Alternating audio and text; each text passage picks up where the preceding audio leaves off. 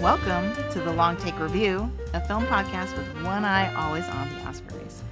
I'm your host, Jen Subchakchai-Bankert, and if we had the time, I would give my friend here a 23-minute standing ovation. It's PT McNiff. How you doing, PT? I'm doing well, Jen. Golden palms for all. Welcome back. It's good to be back. Or palm dogs. Do you know about this? Oh, the palm dogs. Yeah, love the palm dogs. Was a little upset to find that it's not an official award. It's like an outside body gives the palm dog. Oh, well, they should fix that. So we've already gotten into it, but if you're listening and you're like, what are they talking about? We are here talking about the Cannes Film Festival, which just wrapped up this weekend.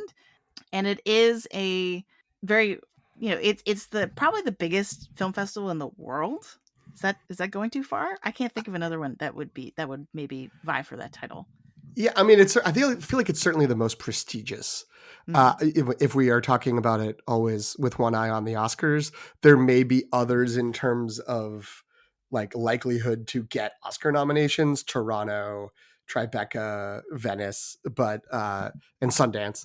But I think it's the most prestigious, and I feel like it's the one that has the longest history, going back into the late 40s. Oh, you're probably right. I hadn't thought about that. If you're here with us because you care about the Oscars, Cannes is really in the film festival run of the year is really when things start to heat up. It's really when I think people officially say festival season has started, even though Sundance and South by Southwest technically have already happened. They're more kind of like the amuse-bouche leading up to the meal that is film festival season. I don't know about you, but I've been sort of like eating up all the coverage of it, trying to keep up with. And what's interesting is that a lot of our past episodes, we've been speculating about what movies we think are going to be big, what movies are going to have Oscars prospects. And this is kind of our first real meaty clue, because now eyeballs have seen these movies in many cases. PT, like, do you usually follow Cannes really closely, or like how does it fit into kind of your movie going life?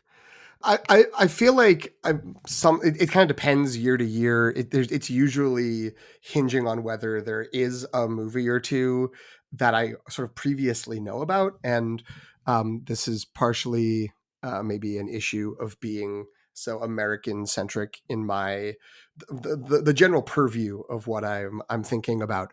But this is a very international film festival, so a lot of times when you look at the list of movies in competition, it's like, I don't know about most of these, and we'll talk about the winners. It'll be like, I haven't heard of a lot of them before the festival. But if there's a few movies that go there that directors bring, I think the directors do kind of make the call. Maybe the studios do, and this happened this year where there were a few big, highly anticipated movies that may have even been drafted in our earlier episode where we talked about what we're most excited about, and they premiere outside of competition, or separate in the area in one of the theaters, without necessarily being something that the jury is voting on. So yeah, when that happens, I'm paying a little bit more attention. I feel like I always try to read the recaps of who won, and what were sort of the, I don't want to say winners and losers, but what are the movies that people are excited about.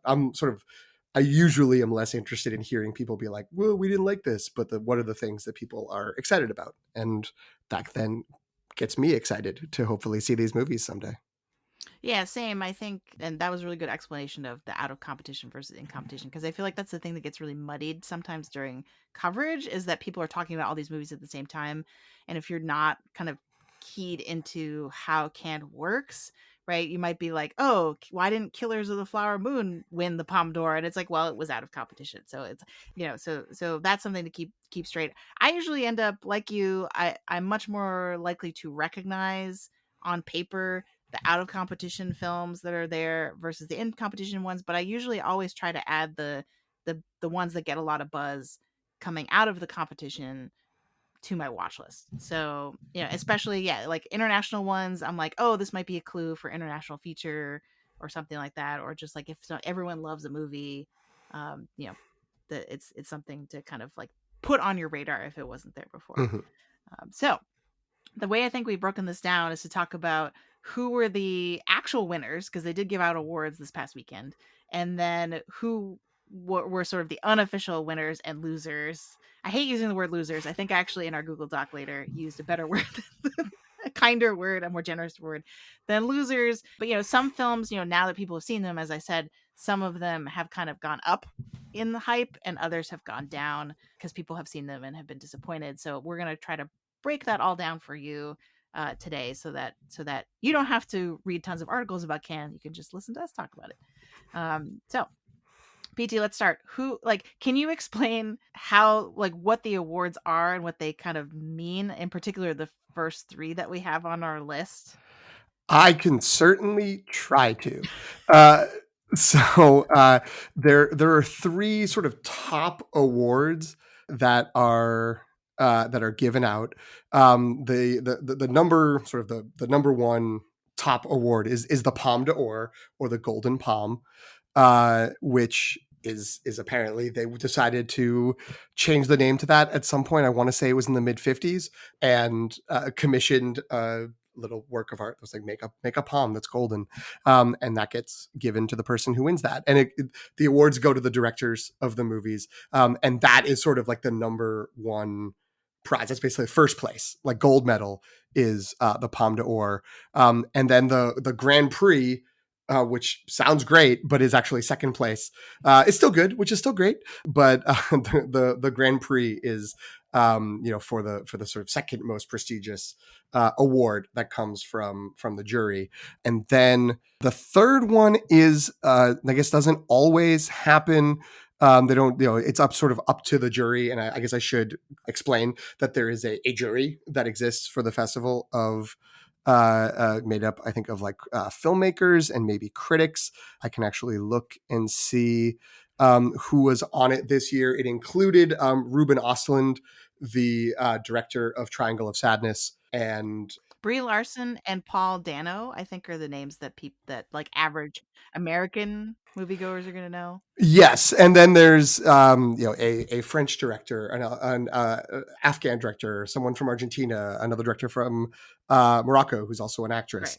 Right. And Um, it's often, I think, previous year's winners are often the ones who end up on the jury. So I think I remember after Black Klansman won, Spike Lee was on the jury, I believe, or something like that. Like mhm. there's just a pattern. It's not a guarantee, but there's a pattern of people who win then in the next year maybe on the Yes, jury. or at least they had some sort of recent connection. If it can't be like the next year, and then historically, it's not like a requirement, but they generally try to spread the love even more so than when we talk about the Oscar, the Academy voters spreading the love, because it's a relatively small, I think like 9 or 10 person committee. They try to sort of say, okay, like if a movie is getting one award, then they're not getting an award somewhere else, which is relevant to how the awards played out this year. So the Palme d'Or is first place, Grand Prix is second place, and then there's a jury prize, which is de facto sort of third place, but it's the according to one definition that's on the completely reliable source Wikipedia, it's an award intended to recognize an original work that embodies the spirit of inquiry. And so it's sort of like if there was a third movie that there was a real push for in the group, then they might give it. They give it out most years, but there have been stretches. I'm looking briefly, and like in the late 70s, they didn't give this out for a long time. But then, for the last few decades, it's come up pretty well. And when you look, it's interesting that there's like there's names that are bigger. I feel like maybe, the Coens, Ken Loach gets referenced here a lot, Lars von Trier, um, and Park Chan-wook is in here. Yorgos Lanthimos also has gotten the special jury prize. So yeah, those are the top three. And again, when they're awarded, I've never actually seen it. I don't even know if it's like webcast.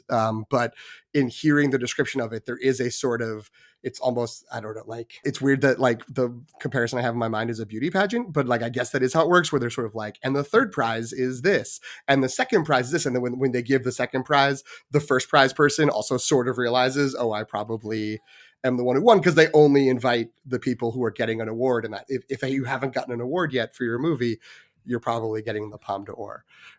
So this year the jury prize went to a movie called Fallen Leaves, from Finland. I don't think it's a good idea for me to try to pronounce Aki Kaurismäki, I think is how you might say their name. And the Grand Prix went to The Zone of Interest by Jonathan Glazer, and the Palme d'Or went to Anatomy of a Fall by Justine Triet. Awesome. So what's really interesting is that if I'm thinking about all the podcasts and the articles, like all the kind of coverage I've consumed, two things. One, just in general, like after this week, after the sort of the buzz of Cannes dies down and we sort of move on with our lives, the Palme d'Or really is the only one that gets talked about Mm-hmm. hereafter. You know what I mean? Like it's like, oh, former Palme d'Or winner. Last year, Ruben Östlund for Triangle of Sadness won, and that got a Best Picture nomination, right? So like that's kind of the one that if you're just trying to like, what's the most important thing to take away from this? Mm-hmm. That probably is the one to pay attention to the most. But what the other thing that's interesting is that in the coverage, I barely heard anything about Fallen Leaves, but tons of people were jazzed about Anatomy of a Fall and The Zone of Interest. And in fact, more people I think were excited about The Zone of Interest and kind of assumed that was going to win the Palme d'Or. And so Yes. the switch up at the end is kind of interesting. And the sort of the way that what I had read, which is not exhaustive in any way, was that there was an assumption that Zone of Interest would take the top prize. Jonathan Glazer has not directed many movies, but each of his movies has been very critically acclaimed. Sexy Beast, Birth, and Under the Skin. And Under the Skin was 9 or 10 years ago, so it's been a long time. So people were like, they were excited. He's thought of as current or at least recent generation master, sort of a kind of has Terrence Malick vibes of like they're back and they're doing it. We're very excited. Plus, it's adapted from a novel by Martin Amis, who is an author who just passed. And so Right. there was some degree of like, oh, is that going to affect that they're going to really push for it? And what people had been saying about the movie that did win the Palme d'Or, Anatomy of a Fall, was that the main actress was going to win Best Actress. And her name is Sandra Hüller, which is interesting because she's also the lead actress of Zone of Interest. She's the star of both of Right. these She's movies. having a good year so far, is my So it's sort takeaway. of like, oh, she's great in both of these. Like she's going to get it, but instead, the actress award in an upset that like in that moment during the awards. And again, I apologize if I'm not pronouncing this correctly. Merv Dizdar from a movie called About Dry Grasses out of Turkey. And so people thought that was a huge upset and a shock. But then it made sense once it became that Zone of Interest wasn't winning Palme d'Or. Zone of Interest was coming in second, and Anatomy of a Fall got the Palme d'Or. So, Right. That's interesting. I've heard both of them are supposed to be very good. I did hear, and Jen, maybe you did as well. Zone of Interest, not an easy watch, not like a fun movie. I don't know if you want to talk about what it's about. Yeah, so Zone of Interest is a Holocaust movie, right? So that already, just by no matter what it was doing with that subject matter, it's going to be a tough movie for that reason. But what's really interesting is that the main sort of selling point of it as kind of like a piece of art is that it never act. It's so the story is about a Nazi family living just outside of Auschwitz. So the idea is that they are leading their kind of normal day-to-day lives and kind of enjoying life, it right outside of all of this death and destruction and war crimes. And so what a lot of reviewers that I've listened to and read have talked about is that it purposefully never shows us it's kind of like the anti Schindler's List, right, where it's like it's not sort of forcing us to confront the visual and kind of visceral images associated with the horrors of the Holocaust, but it is sort of like more, I want to say, like in a more kind of sinister, subtle way, sort of creeping you out, because it's like, and almost to the point where it's actually more harrowing as you're watching it, because your mind, your imagination is sort of filling in the blanks. because there you can like hear occasionally. My understanding is like you can occasionally hear things, like hear sounds coming from over the wall or whatever, but that the main movie just like refuses to sort of engage with like we're not going to kind of like show you the horrible things that are happening. We're just going to focus on this family and hopefully the effect of like the irony of them like just sitting around eating dinner while this is all happening is supposed to be powerful enough. So it sounds really interesting, but yeah, it sounds like it's going to be, but like a lot of the critics I've listened to are debating how much like not many people are optimistic this is going to have a lot of mainstream appeal for this Mm-hmm. reason, and that it's going to be more kind of like it will reach its limit as like an art house kind of film, and not have it kind of made it. That doesn't mean it doesn't get an Oscar nomination, but that it has a little bigger hill to climb in terms of like making it over to the US and being more popular. Anatomy of the Fall, on the other hand, is not like that because that is basically a murder mystery. And so all the true crime junkies like myself um are going to be into that one. So that one is it's my understanding is it's mainly a courtroom drama, but it's about a woman who is being tried for the murder of her husband, and part of the mystery and the suspense of the movie is like, did she do it or did she not do it? And that there's only one witness and it was her son. And I won't say more about him because I think that might be a spoiler. Like some people might consider it a spoiler. I don't know if you know what I'm talking about, but the second I read that I was like, oh, that's actually kind of a big deal. Anyway, but it sounds like it has that kind of like, I think I saw more than one reference to Hitchcock Mm-hmm. in terms of like a comparison, and that it's like very much like a mystery and a thriller, crime thriller. I'm still very much interested in watching The Zone of Interest, but I was enthusiastic and kind of excited about Anatomy of the Fall. Yeah, zone of interest. It felt like everyone I read or listened to on podcasts that talked about having seen it were almost unanimously like, I will never watch this again. Like this is heavy. But that it was really important, and it had that like capture that banality of evil and how easy it is to sort of look the other way and be like, oh yeah, like I guess everything's fine. Like my life's totally normal, which is a good thing to interrogate in our modern lives when things happen around the world. But that doesn't make it like a pop the popcorn, let's throw on you're flipping through the TV on a Saturday afternoon and be like, oh, Zone of Interest is on, great. That's not going to be that movie's legacy. Whereas the Anatomy of a Fall is, I mean, I'm not saying it's like lighthearted entertainment, but it's it is that sort of more mystery, suspense, thriller, courtroom, unraveling, unpacking what happened. And yeah, it will be interesting to see what happens with these two and how they play out.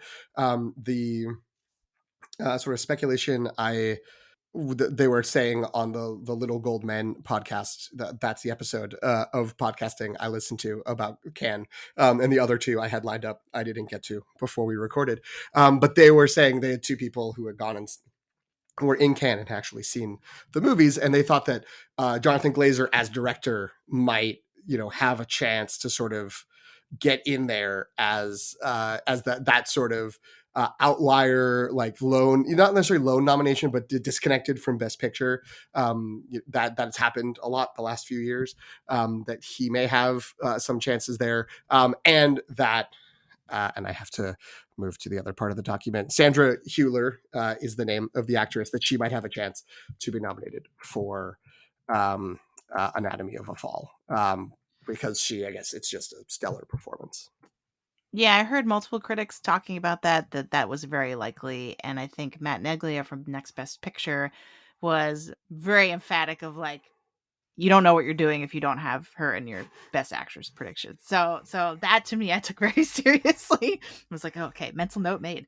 Were there any other standouts from or things that you wanted to comment on from the rest? Because I don't think we need to go through blow by blow the rest of the winners, but were there any that we haven't talked about yet that you wanted to mention? I mean, there's nothing that stood out. Both Anatomy of a Fall and Zone of Interest already have American distributions, as does Fallen Leaves, which is the third place movie. And I will fully admit I didn't review the summary of what happened in that movie, so I can't even describe it. Which is my setup. As Jen looks like she's frantically googling to see what that one's about. But it seems all the other movies, they don't have American distribution yet. They all sound like they could be very interesting, and that's part of uh, part of the, I guess, benefit of looking at this festival is sort of realizing how much of the global movie, I don't want to say industry, but movie world there is that's out there that at least I remain ignorant of, and I should be trying to spread my knowledge about that. And there has been a attempts or movement around the Oscars to sort of, every year there seem to be a couple of international movies that have been getting into the Best Picture race or getting into the conversations outside of international film.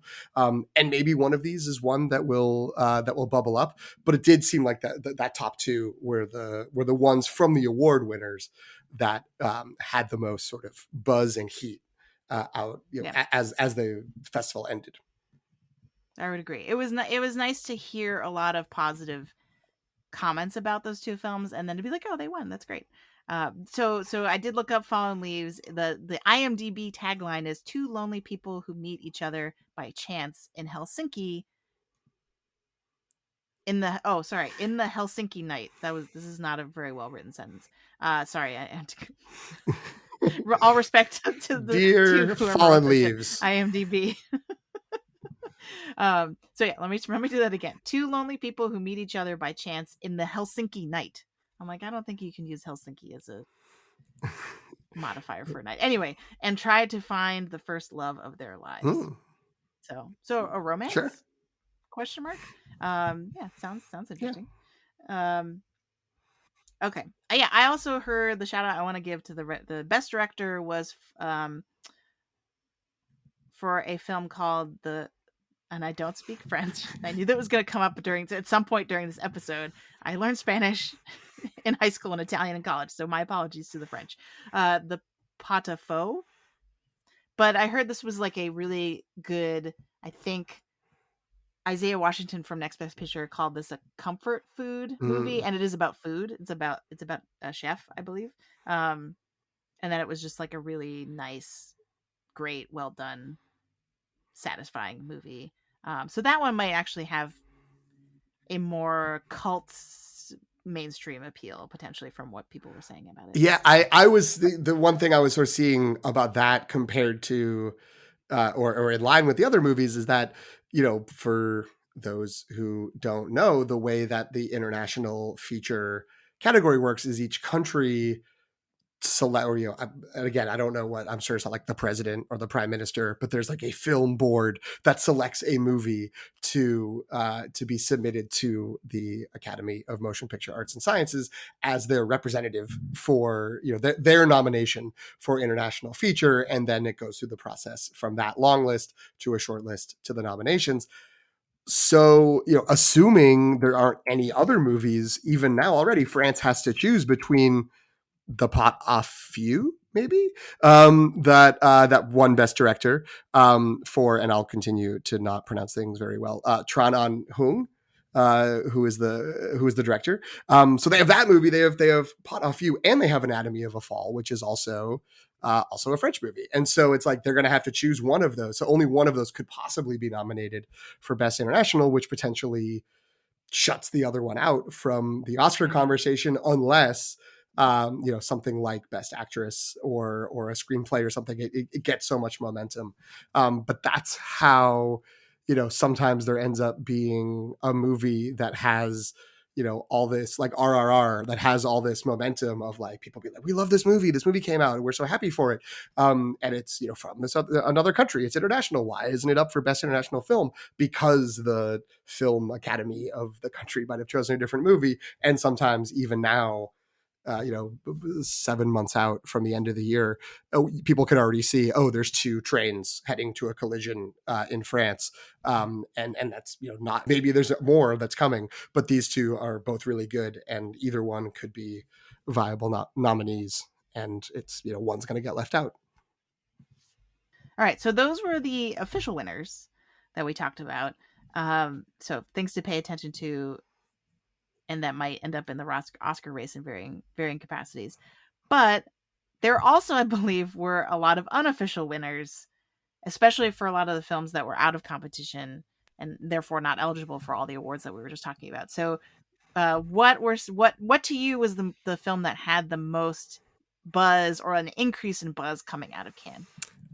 Well, I guess I'll start with a personal increase in buzz, because it was like I was kind of aware of it, but I didn't even know if it was coming out this year. And that's May December, the Todd Haynes movie, which I believe was in competition, but just didn't get any of the awards. I could be wrong about that. I'll double check when I stop talking. But that is a movie starring Natalie Portman and Julianne Moore. And Natalie Portman plays an actress who's going to portray Julianne Moore's character in a movie, and Julianne Moore's character is had been a school teacher who had started a romantic affair with an underage student, and they are still married. So she has a husband who's 15, 20 years younger than her. And so that, like, I knew this movie existed. There was a log line for it, and that's like, oh, that sounds rough. I don't know about that movie. But apparently it is very much a satire. The word people kept using that is sort of ephemeral to me. But I get what they're going with. Is it's very campy, that it is sort of playing up. It's not like mocking the the sort of core, like, abusive dynamic at the heart of such a relationship, but about the way that society responds to stories like this, the sort of tabloidification of a story when something like this gets out, and then how the sort of Hollywood machine churns through these real life stories. And apparently, it's very funny, and that Natalie Portman and Julianne Moore are incredible in it. And Todd Haynes is not always sort of hitting when it comes to the Academy, but he's great. Like, he's really good as a director. So it's good that he's back. He hasn't. I have to double check. I don't think he's made a movie in a few years. I'm really excited about this one. I wasn't, had it sort of not really on the radar again, because it sounded like it was going to be a little bit more creepier than cutting. More than one critic has said that they were surprised and very impressed that the tone of this movie worked as well as it did, and that they managed to find the humor in the subject matter while still and this was the key thing for me, I think, that why people were like pretty wowed by this movie, is that it still somehow conveyed that the original inciting act of a teacher having an affair with a student was wrong, Mm-hmm. and that Julianne Moore's character was in the wrong. It was did not do the right thing and is like potentially a bad person. And so while still kind of like maintaining this lighter, campier tone and finding the humor in the situation. So I mean, like you, I sort of saw this and was like, oh, Todd Haynes makes good movies. I liked Far From Heaven. But then read the premise and I was like, I don't know.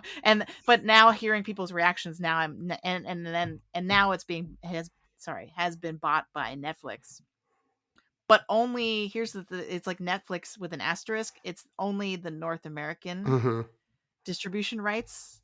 Uh, they did not want to pay for, and so therefore they had to spend a lot less money because they didn't have to pay for global distribution.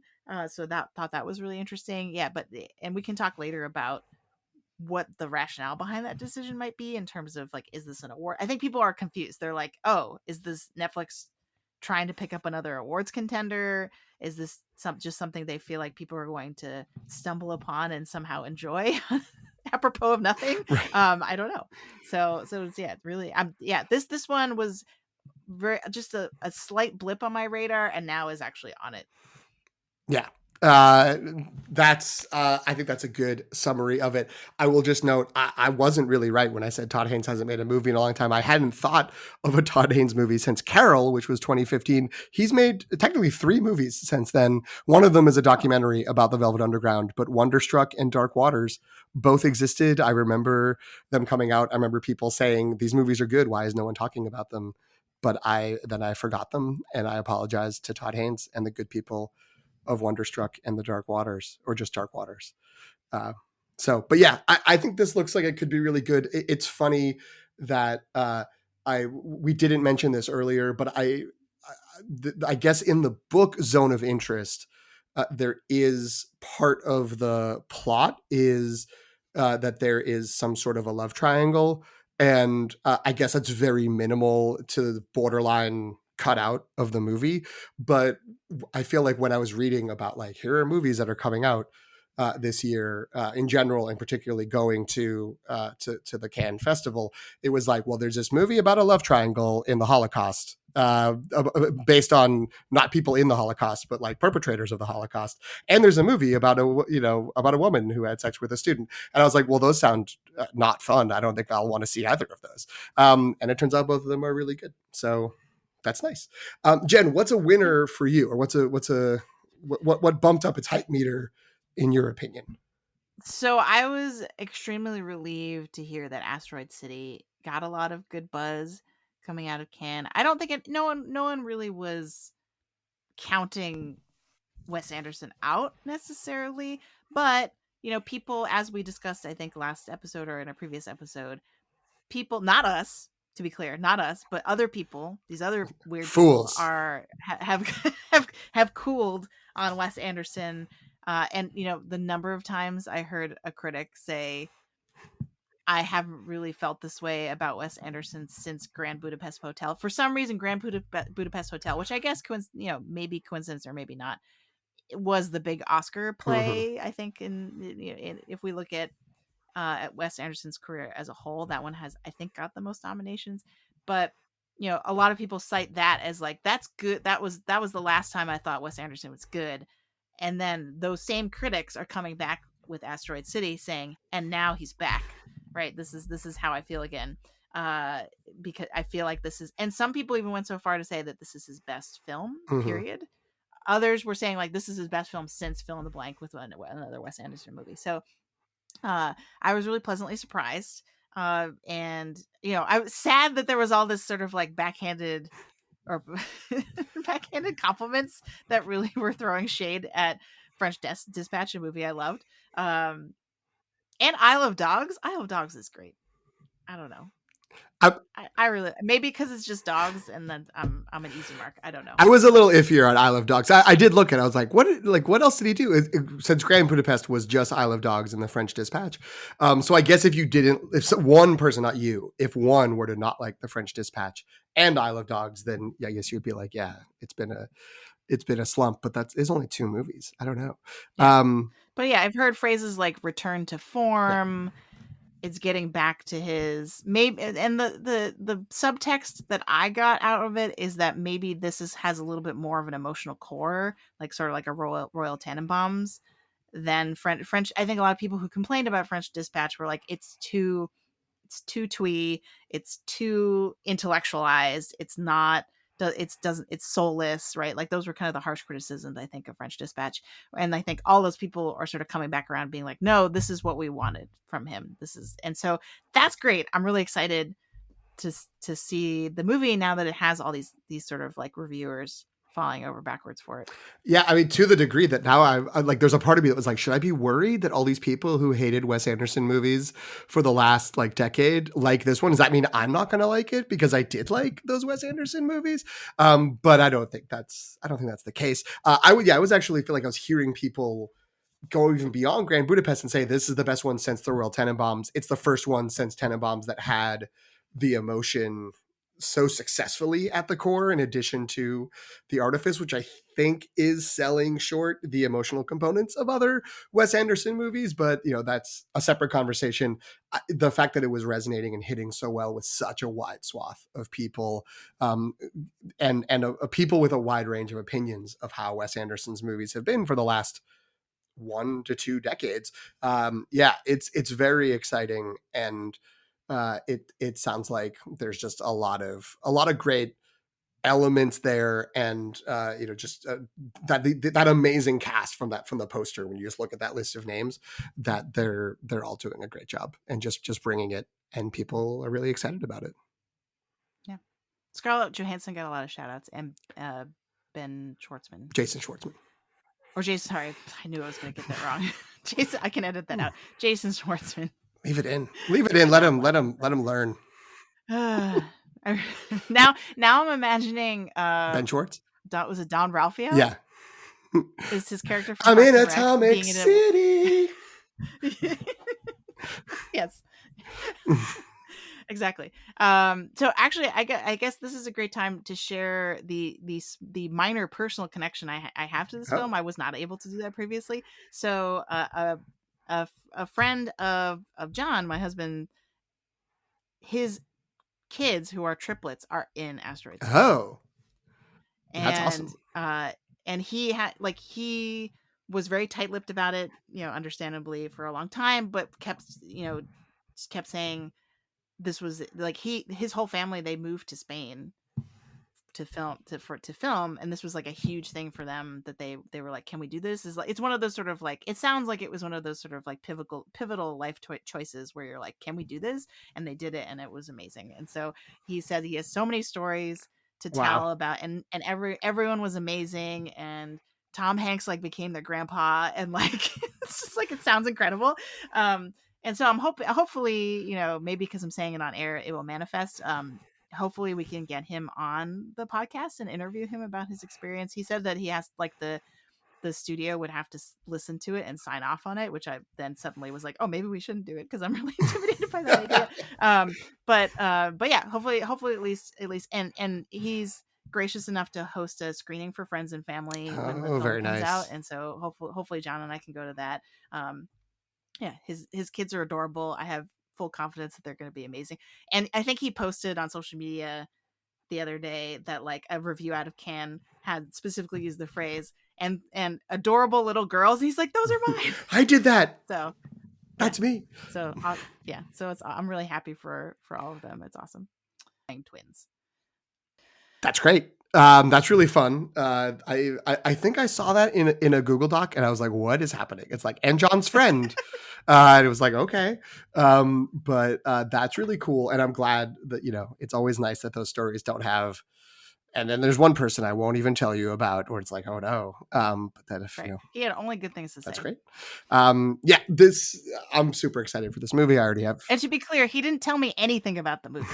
He has not broken his NDA at all. It was just all vibes, all good vibes about his experience. Dear people of Focus Features, do not get mad at the triplets' dad, or by extension us. But yeah, this movie looks amazing. I'm very excited for it. I already have tickets.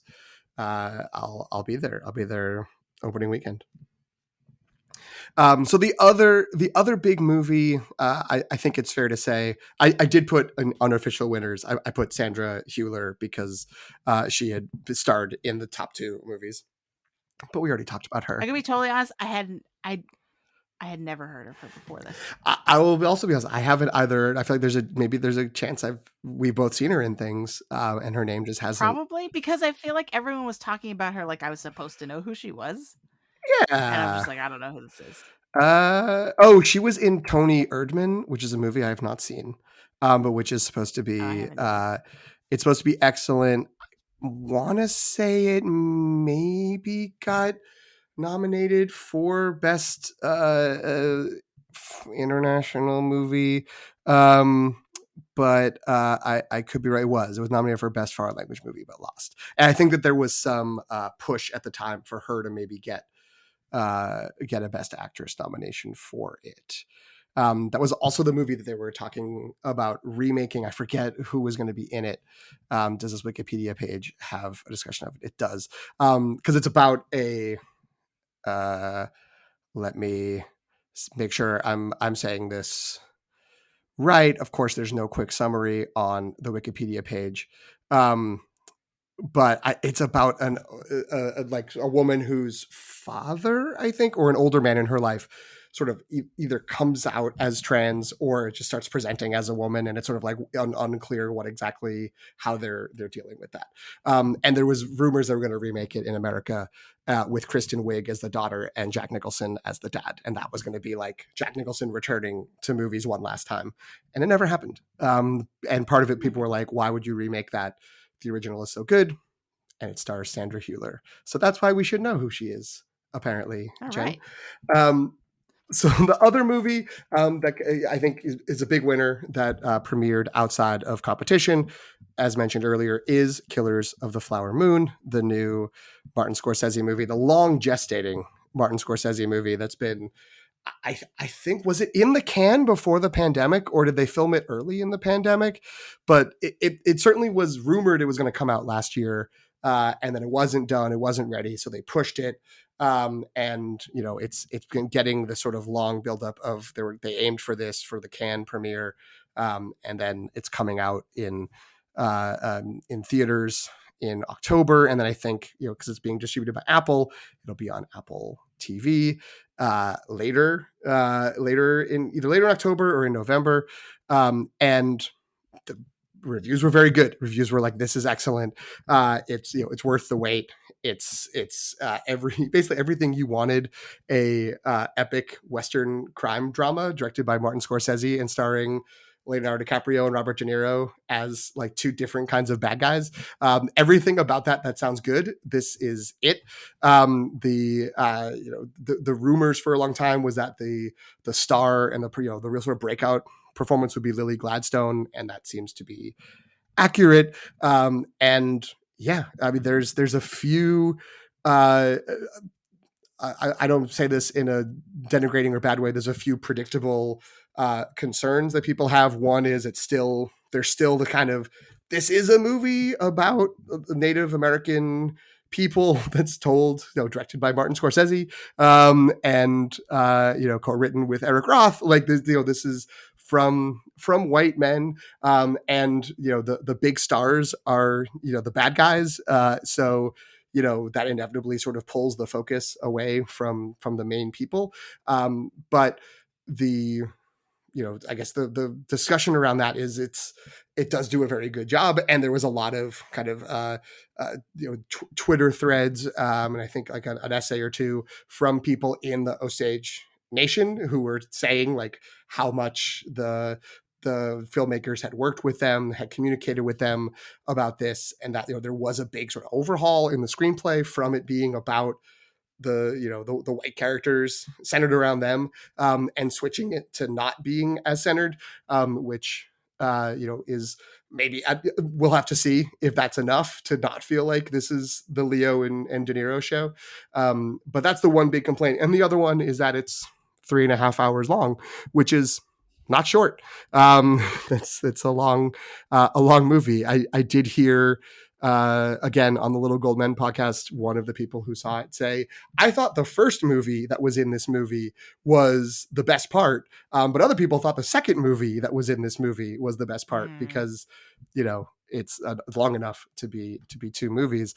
I, on the other hand, a person who went and saw The Irishman in the theater, I'm like the Onion thing with the sickos in the window, just going, "Ha yes!" Like, give me a 3.5 hour Martin Scorsese movie, and I'm good to go.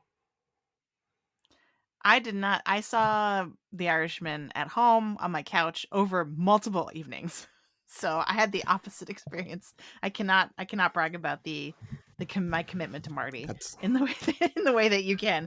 But I'm extremely. I was already pretty excited as past episodes. The record will show we have been both excited about the this movie. number one draft pick in our draft. Yes, So, shockingly, right. But I would say that I'm even more excited now. I think because, and I think that they timed it really well, where the trailer hit the internet just so I saw a bunch of red carpet photos of everybody piling in for the premiere, and then the trailer hit, and the trailer is amazing. And like, I completely 100% fell for the "who are the wolves in this picture, can you Mm-hmm. find the wolves in this picture" bit. I was like, Yep. yes, this is so, it seems so like dark and sinister. And I think that actually was a big comment. I think a common thread in reactions that I saw was that I can't remember what the superlative was, but like that this is either the darkest or the grittiest, or like the kind of like the most sort of like underbelly, like dark underbelly Martin Scorsese movie. Which, I mean, considering the movies he's made before, Finally, Martin Scorsese made a it's movie a about the lot. dark side of humanity. It's about Right. time. So it's interesting because I think there are a couple of dissenters. There were a couple of "this was disappointing" Mm.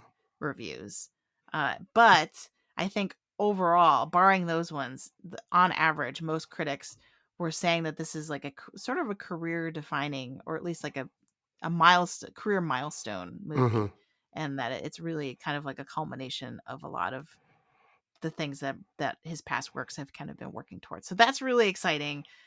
Just from the trailer alone, I would say just that it looks like it's complex, and that the characters are layered, and that we're just going to be, again, like gazing at the greed. Like, I think greed is very obviously a theme that's coming through from the trailer.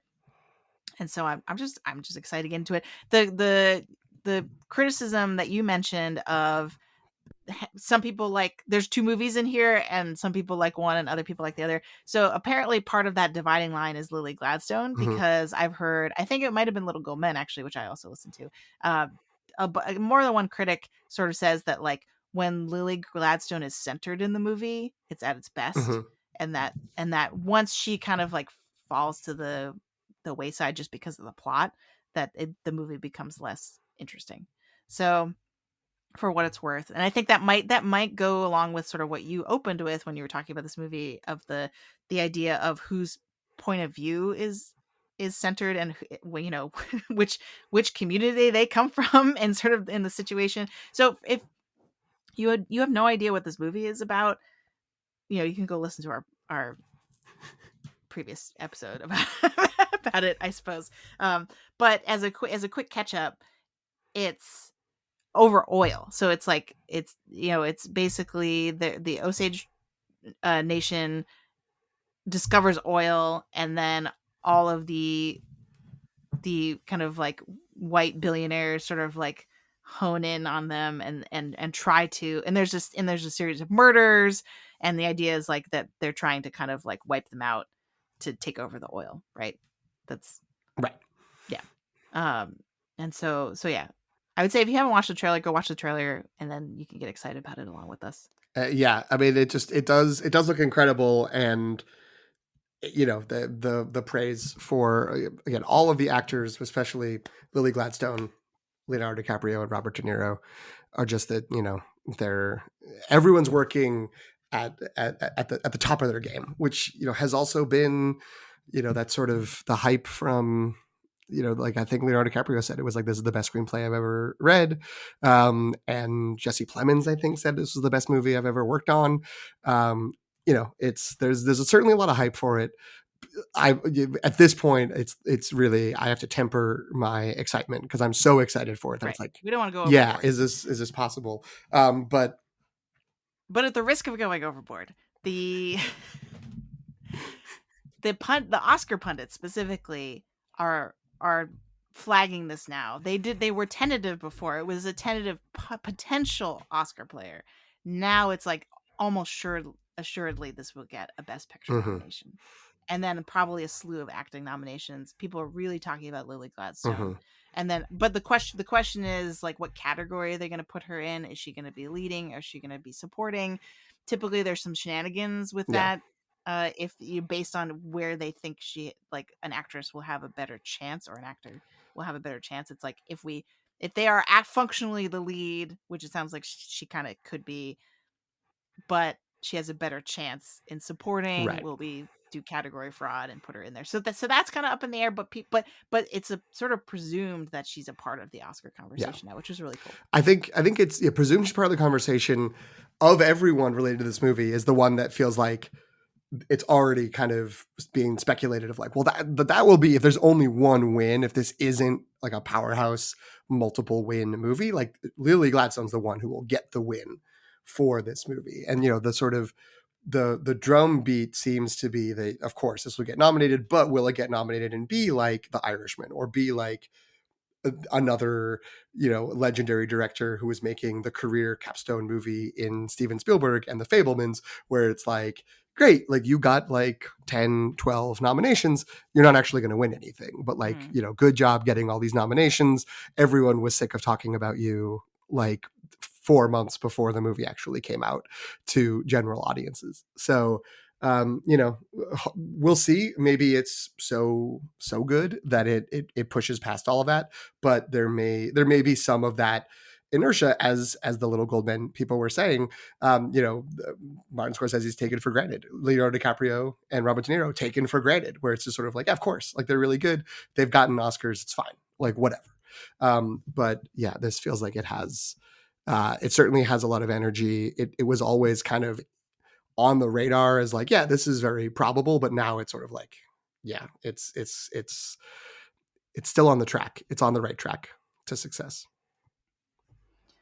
All right, so I think we can move on now to the less good Hmm. news.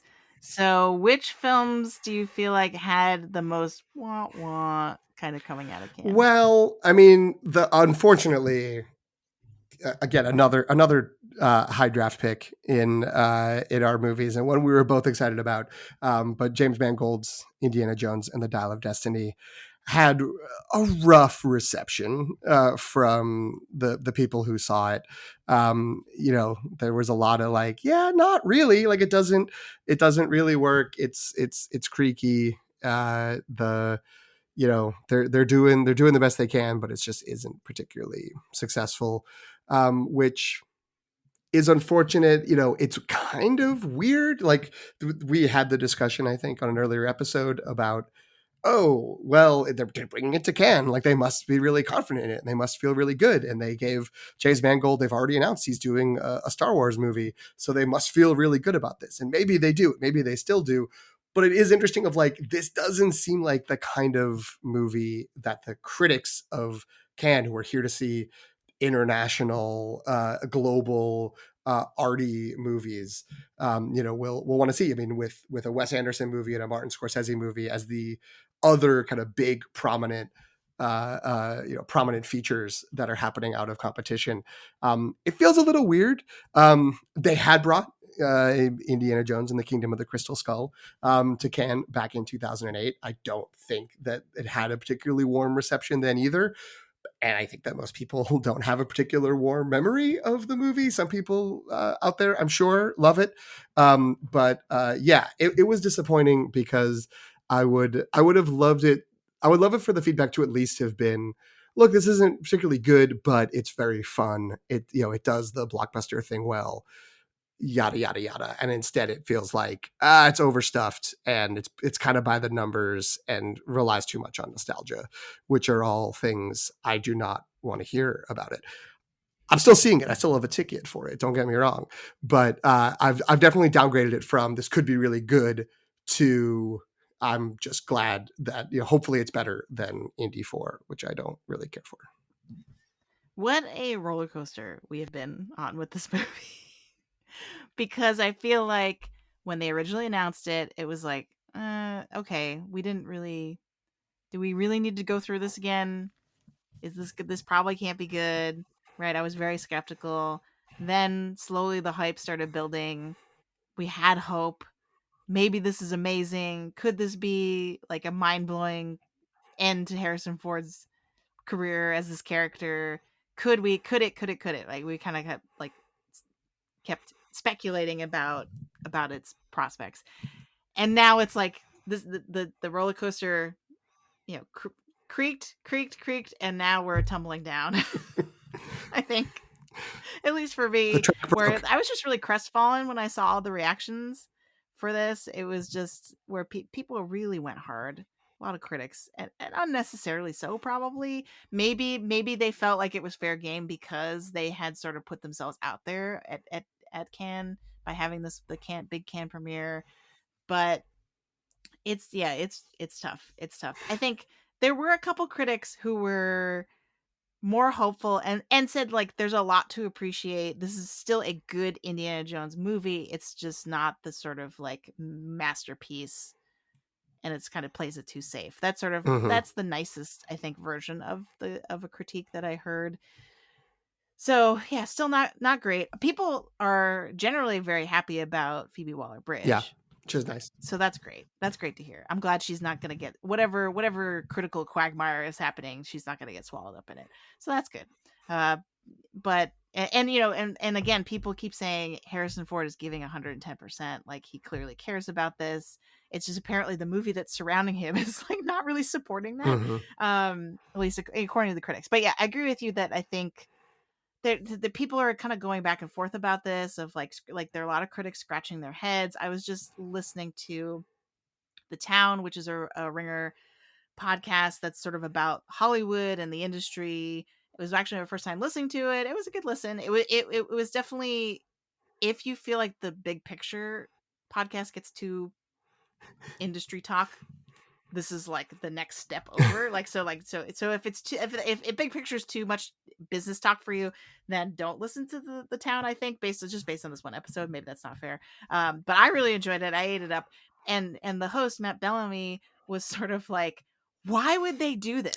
Why would they put themselves in this position? Because now they have like 3 or 4 weeks of just bad reviews sitting Mm-hmm. there. Why would why would they do this? Why would they put their necks out unless they knew they had a home run? Because now it's just backfiring, and now it's like critics are really going hard against it, and then that could very well have a ripple effect. I mean, I think that part's not right. I think people are still like us, still love Indiana Jones, still are going to go see this movie, probably still going to enjoy it, Mm-hmm. right? Despite this might be one of those movies that like the critics, the not that Rotten Tomatoes should be taken that seriously, but that the critic percentage and the audience percentage are going to be like way different. So that's kind of my take on it right now. But yeah, it is kind of interesting. The Town and Little Gold Men, and I want to say probably one other podcast at least, and a bunch of articles are sort of saying people are chasing the high of Top Gun Maverick, Mm-hmm. which premiered at Cannes out of competition last year, and that had the opposite effect, where everyone was like, "Hey, this is amazing!" And then that started the unstoppable hype train that continued. Didn't really To this pan out at day. the Oscars as much, but still, it still is going strong. People have no bad words about Top Gun Maverick, and so I think so everyone I think was trying to cash in on that and be the Top Gun Maverick of this year. And so maybe that's what they were hoping for, but it didn't quite land. I mean, I think the problem is that Top Gun only had one other movie before Top Gun Maverick, and it was great, Yeah. and did really well, right? Whereas we've had lots of Indiana Jones is a much longer running franchise. I do think that's an issue. I also think that, there is that like uh late era Tom Cruise element of like the spectacle of the insane things that he does. Like, I'm in the plane and like you can see it's me in the plane and everyone else is in the planes. That, has it leads to a particular kind of thrilling filmmaking that maybe would resonate with people in Cannes, even if they're just like, it's all blah blah about like why are they doing this mission? Who cares? It's blockbuster emptiness. But this, the filmmaking is wins people over either way. I do wonder, and again, this is 100% me trying to talk myself into like maybe the movie's actually not going to be that bad, or at least like maybe recalibrating my expectations, where the like discussion or the number of times the word like sort of nostalgia came out in terms of talking about this, made it sort of seem like it's kind of trying to position itself as the Force Awakens for Indiana Jones, of like, look, are we doing anything new? No, but like we're kind of, we're bringing back the hits, and you love them, and we're gonna run through them again, and people are old now, but like that's okay. And with this movie, it's like we're gonna have like flashbacks or whatever, whatever it's gonna be. That was like he's also young with technology, and so that's gonna be fun, right? And I think that it's could partially be just the what is how life has unfolded and the world has unfolded in the 8 years since 2015 to 2023, where it's like that no longer seems like super fun of just like, oh, we're just going to go back to a thing from like the childhood of Gen X and the like young adulthood of baby boomers, and be like, remember this thing, wasn't it great, don't you love it, didn't you love it? And we're gonna do it again. Which I guess the way that I've sort of been thinking of it is like it's trying to be the Force Awakens. It might end up being Ghostbusters Afterlife, which again, like some people really liked, but didn't really resonate, and didn't like, certainly like the critics were soured on that approach to things. So I'm It's funny you good. it's funny you mentioned Force Awakens because Eric Cohen of IndieWire, I believe his exact words were Indiana Jones and the Dial of Destiny has big Force Awakens energy. Did he mean that in a good way or a bad way? He meant that in a mostly bad way. I mean, like not in a, he wasn't trying to be malicious or anything like that or snarky. He was just saying like it's solid, but basically everything you just said, that it's trying to tap into a nostalgic feeling and Mm-hmm. kind of recall what people loved about the past, and so therefore that kind of prevents it from doing anything new and Right. interesting in the present. And so that he meant it, and I think that's fair. Like, I mean, I think that's sort of how I feel about Force Awakens. I love the movie. When it came out, I was like, yes, this is Star Wars, I love it, all these new characters and then old character, like, I was all in. But once you start pointing out all the similarities to A New Hope and how they really were just trying to kind of like recreate something from beat for beat, then it's like, oh, right, we can't really give you creativity points Yeah, for that. it does, and it does like sort of make sense in a meta way, not to shift this into being the Lucasfilm world conversation or podcast.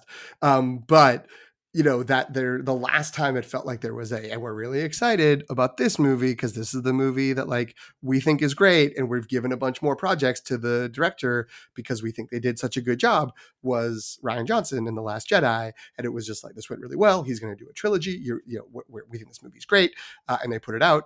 And I mean, in my opinion, and I think your opinion as well, that they were right, that movie is great. But a bunch of people were like, no, like, boo, we don't like this is bad. And so they're like, okay. And so now they're sort of like, okay, remember that movie you did like everyone liked The Force Awakens, it made like $1.5 billion like worldwide, like everyone loved it. Indiana Jones, it's just like that, like we're doing that, we're really excited, we're going to Cannes, we're going to have like a 2-month lead time of all the happy like hype. And it's just like, no, like people don't like that anymore. I have to say though, all of that aside, it was really wonderful to see Harrison Ford at Cannes. Mm-hmm.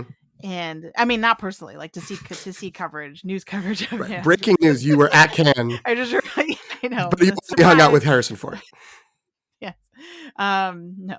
This, let's go back to reality. Yeah, that to see him have kind of a moment. So if you look at clips of the end of the screening of, or the end of the premiere of Dial of Destiny, he gets the, we're going to talk about this in a minute, but he gets the signature can standing ovation. Mm-hmm. I believe it was 5 minutes. It's a lot of minutes. And he's kind of looking around, he's waving, and he starts tearing up. Like he's having it. It really got to him that this movie, he managed to make this movie. It came out, people were clapping for it, right? Like that did something. And he, Can gave him. We didn't mention this in our awards because it was an honorary award, but he got an honorary Palme d'Or. And it was so he had at least had a good time at Cannes. It seems like. And honestly, just to see him and Phoebe Waller-Bridge, like yuck, like what's the word I'm looking for? Like joking around on the red carpet and taking photos and stuff like that. I was like, yeah, for that alone, this was probably worth it, regardless of what's happening with the Right. movie and the reactions to it, just from a fan perspective. And so, yeah, that was really nice to see. Awkward that his wife, Calista Flockhart, was not seated next to him. I don't know if you saw I this. didn't. we're getting into celebrity gossip That's now, so okay. I'm gonna Is keep it short. there trouble in But paradise? Trouble in Montana? so no, Okay. no. It's that can for some reason thought that Harrison Ford's wife, Calista Flockhart, should sit right behind him Oh, instead of next to him, well, so she's in and the shot. so they have little signs on the seats of like who's supposed to sit where, and so there's a really unfortunate clip of them walking in, and then they basically are like, "What? Where's her seat?" And then they realize that, oh, she's in the row behind him, and they're like, this is unacceptable. So Oh, I don't know what happened after that, because it was like a short like Instagram clip or something like that, but I thought that was really funny, of like, ooh, like that is unfortunate. I will, to add on to what you said about, I agree fully about the ovation and just that he was having fun there. I also saw a clip of him talking about like how, I wanted to say goodbye to this character. We wanted to do like one more and like sort of really dig into like what happens when like this person who, was so youthful and had so much energy, and that was like core of the character, and now they're really old and they're at the end of their life, and how does that go, blah blah blah, and how great it was to work with all of the other actors, and especially Phoebe Waller-Bridge, and how James Mangold like wrote this great story about all these things. And of course he's selling the movie, and of course he's not going to be there to be like, they gave me a lot of money, like the stuff he would say on a late night talk show about how he doesn't care, although he's always cared about Indiana Jones more than he has about Han Solo. yeah. But it sounded very sincere, and it sounded like I definitely was like, I want to believe this version of what the movie is, as opposed to what the critics said, even though that's my heart, and even though in my mind I'm like, the critics are probably more right, because they didn't make the movie and they're not trying to sell the movie, and even if they have their knives out and have like are trying to be snooty about the whole thing, again, like they probably wanted to be snooty about Top Gun Maverick, but they were like, damn it, it's good, last year, and that's not what they said about this movie. So this might be the perfect segue into what I wanted to talk about next, and it's sort of like a new segment that we could potentially introduce. So for context, PT and I are both university professors. That's our day job. And it seemed like sort of a waste that we were doing this podcast and not trying to apply our quote unquote expertise. Sorry, I'm putting that in quotes. Like our Alleged. supposed alleged alleged expertise in writing and rhetoric and in communication and stuff like that. And so I thought we could test out a new segment where each episode we do some kind of check in. I had a bunch of names for this. So it's a working titles include rhetoric roundup, Mm-hmm. the rhetorical situation, or the rhetorical sitch. Mm, We can see if that sure. sticks. Um, but PT, do you want to give just like a quick context about what do I mean when I say that?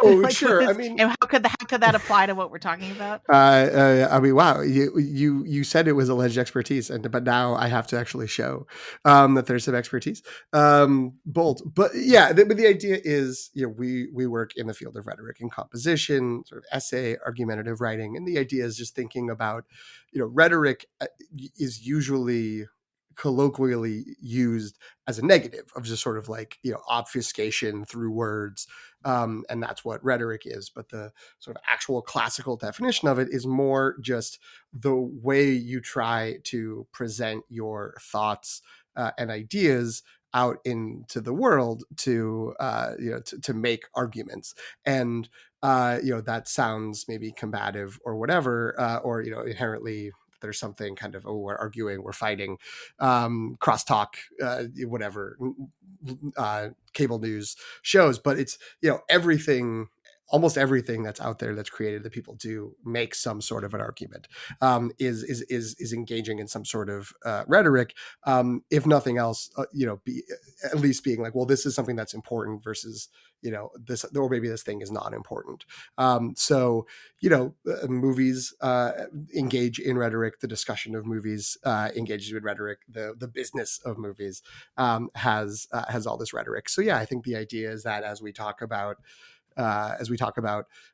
things that we like in the entertainment world, ways we react to things, and how movies are discussed and awarded and rewarded. What are the ways that we can think of them as existing within a rhetorical framework, because again, basically everything does in the world, whether it's fully intentional or not, there's a rhetorical element to And everything. I think in Indiana Jones, that was great. Thank you. The much better than I could have said.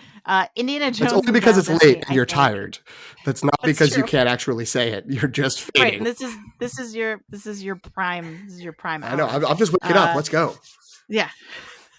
But I think I wanted to segue once when we were talking about Indiana Jones, because I feel like the news story of the early reaction to it is like rhetorically sticky, because obviously we often tell our students that the intention that you have as a writer isn't what's necessarily going to be coming across, right? So obviously Disney, Lucasfilm, the creators behind Dial of Destiny, we don't know what that is, but they had some kind of intention going into Cannes. But then it's really interesting to see these early reactions and trying to interpret what they mean, like what rhetoric, like what is the rhetorical impact that these reactions are now Hmm. having. And I think we're kind of struggling with that, because it's like, on the one hand, not good, right? Because it's like, critics didn't like it, therefore the movie's bad. Like, that's one kind of rhetorical analysis. But then we can also think about, well, in the context of Cannes, it could mean a couple different things, right? So like, it could be that and I've heard other critics consider this as well, that Cannes is like the most hardcore critics are all gathering together, and then you give them an Indiana Jones movie. Like, are we really setting us up for success in doing that, right? Even if it is, and your counterpoint is Top Gun Maverick, obviously, and so that's playing into it too. That's providing additional context that's complicating that, challenging, like the people who are like, oh, these are just critics, right? Like, this doesn't mean anything. The movie could still be good. What does good mean anyway, Hmm. right? It's a moving target. So there's that. And then, like, what the other thing I thought was really interesting from a rhetorical perspective is the significance of the standing ovation, because, and that's sort of the first thing I put on our list in the Google Doc, was so Cannes is, we opened with jokes about this and then didn't explain them. But Cannes, so apologies for that, everybody. But Cannes is famous for these standing ovations that last multiple minutes. And so what's interesting is that, out of context, and I actually posted about this on Instagram when I saw this, I was like, Dial of Destiny got a 5-minute standing ovation. That sounds good, right? That sounds like people love this movie. But in fact, if you put it in the larger context of the history of standing ovations at Cannes, and we kind of like put that Right. knowledge in there and that context, then it changes sort of the significance of 5-minute standing ovation. Because it turns out, like, and no one really knows, I feel like, what the actual, if there's no metric of like, if your standing ovation is over X number of minutes, then your movie's good, right? Like, that's a maddening exercise, Hmm. I think, to try to figure that out. But for some reason, 5 minutes, the 5 minutes for Dial of Destiny was just a lot of people are saying that's just out of respect for Harrison Ford. um or just like to be nice, that they came all this way and showed this movie. Whereas some of the, like, Killers of the Flower Moon got a 9-minute standing Hmm. ovation. To us, It's 4 minutes to the average better, person, Jen. I mean, it's only four we're minutes not we're better. not we're not math professors, to be clear. However, that Right. is 4 minutes better. So But there's some kind of time dilation that happens, because everyone's use of that phrase, that it got a, Killers of the Flower Moon got a 9-minute standing ovation, therefore it is Martin Scorsese's greatest achievement, right?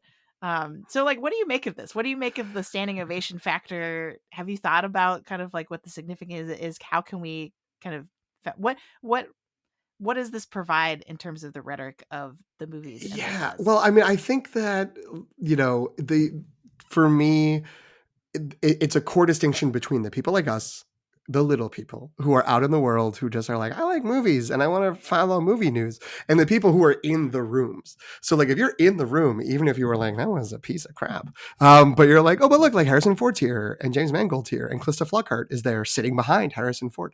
Like, you're clapping and you're standing and you're clapping because you were like, I got to see your movie like here and now, and I didn't like it, but like I'm glad that you showed it to me, so thank you.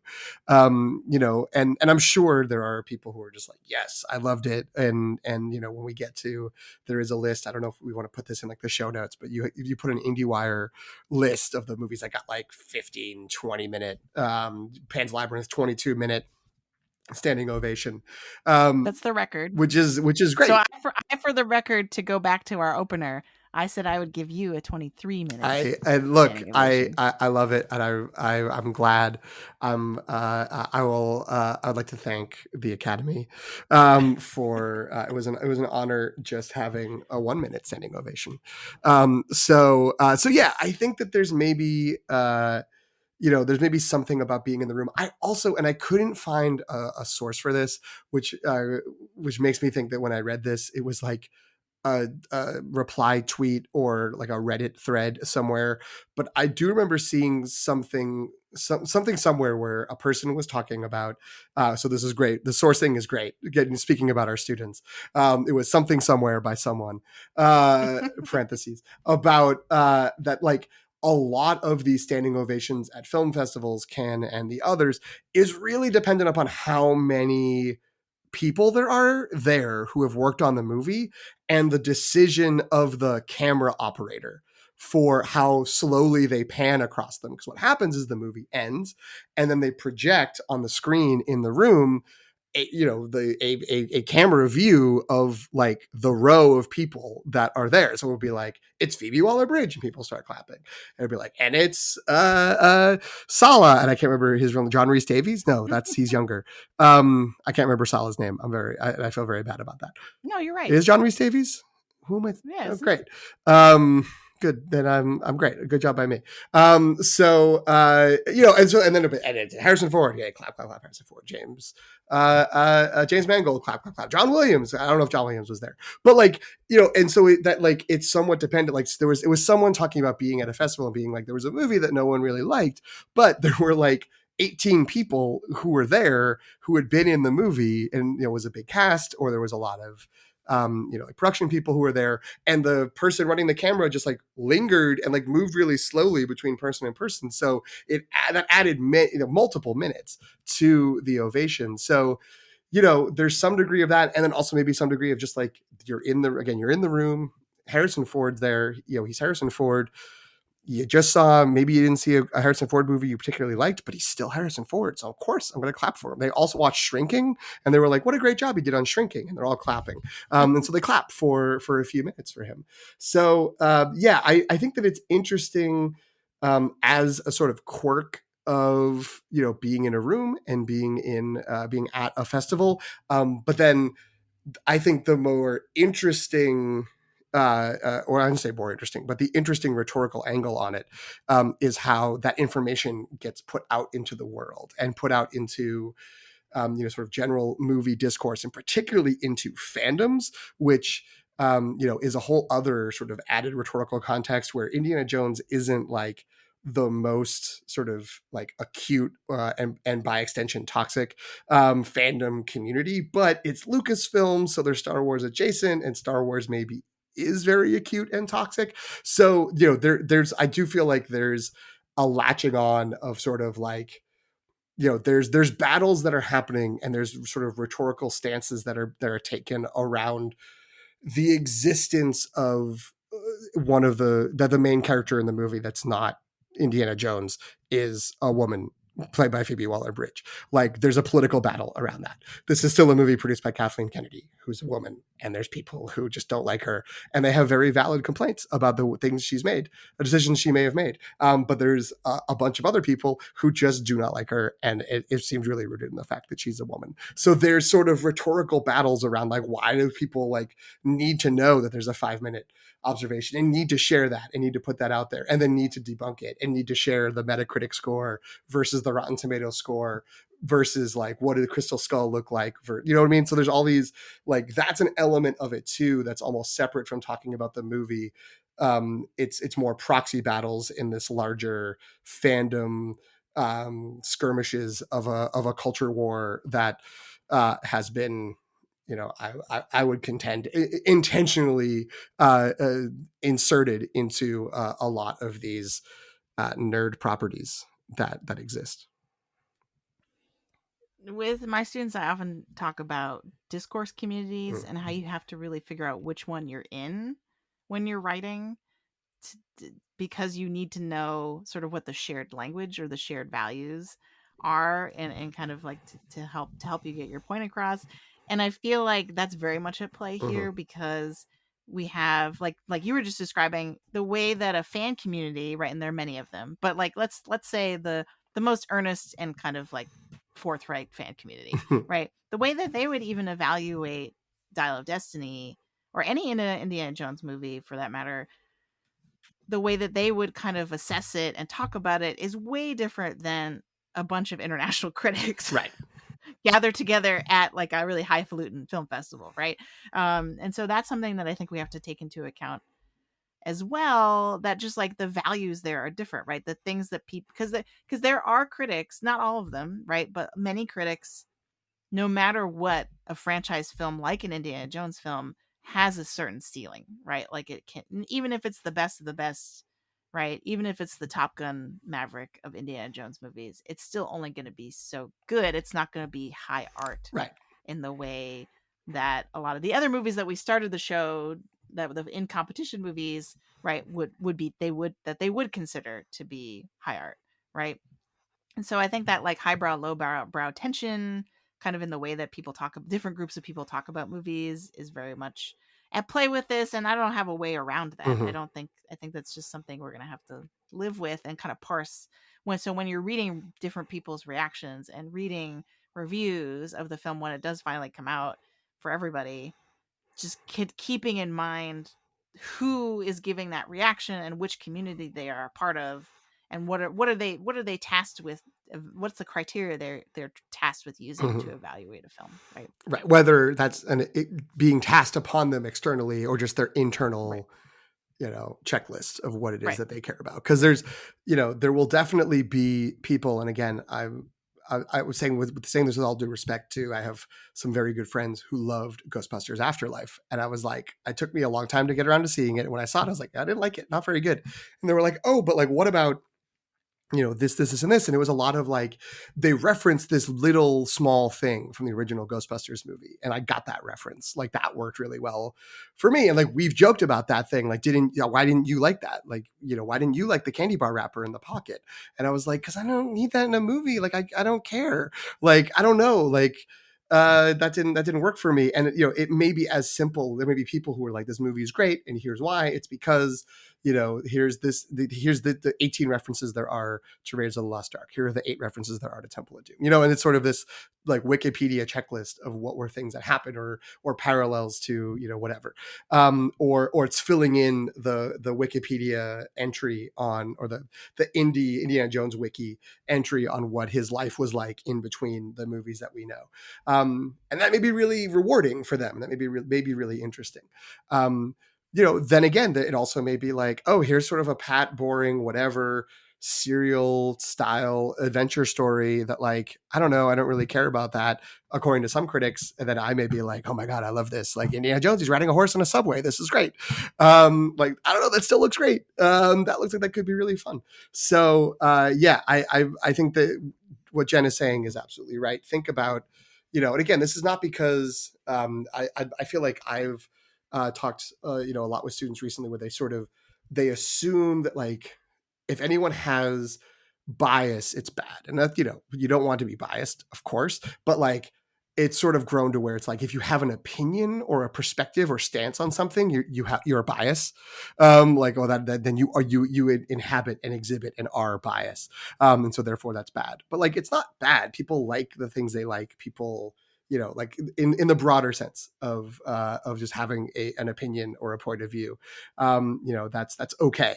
It should not be biased against people, communities, whatever. But it's okay to have a perspective, and it's okay to think about what someone's perspective is, and make a judgment about how relevant you think that is to your perspective, when taking in anyone's opinions, including ours, about stuff. And then then decide whether you want to go and try it out for yourself. Do you want to go and see this movie? And again, for something like an Indiana Jones movie, if you are thinking about seeing it, you're probably going to see it.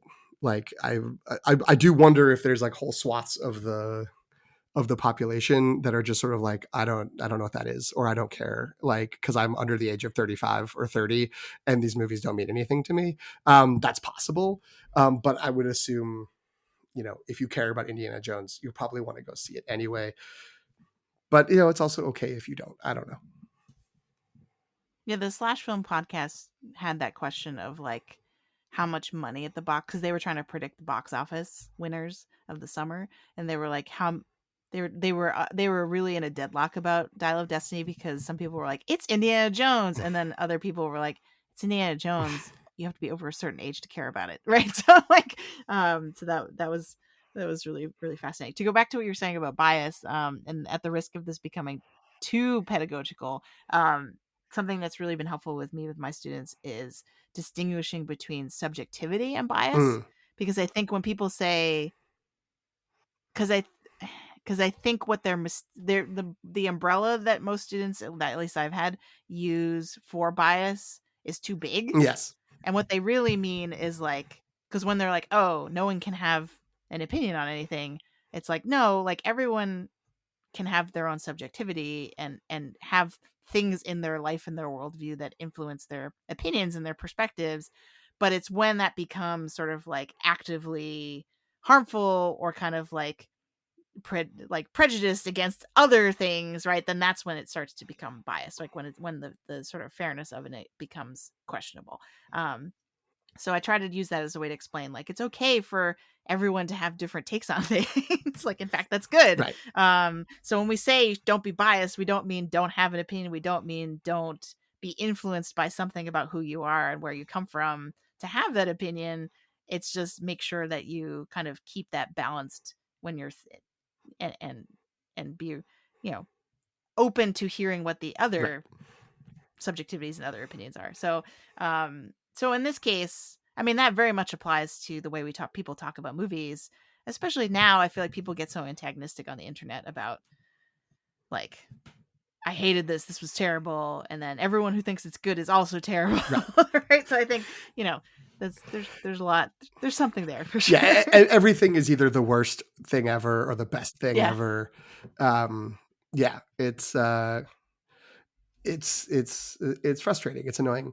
And then this is the last thing I'll say on it. There are also people that are just like, I'm over, and this is more a critics thing. I'm over modern day blockbuster filmmaking, and a lot of times that means the sort of superhero, whether it's the sort of marvelization of narrative and storytelling, and a sort of smoothing out of the filmmaking process in a sort of assembly line way, or the sort of dark, dingy Snyderverse approach of the DC movies. And then I think the sort of third element is the sort of trapped in amber nostalgia of like Star Wars, Jurassic World, things like that, where it's just kind of like, remember these movies you used to love? What if we did them again and they were just slightly different?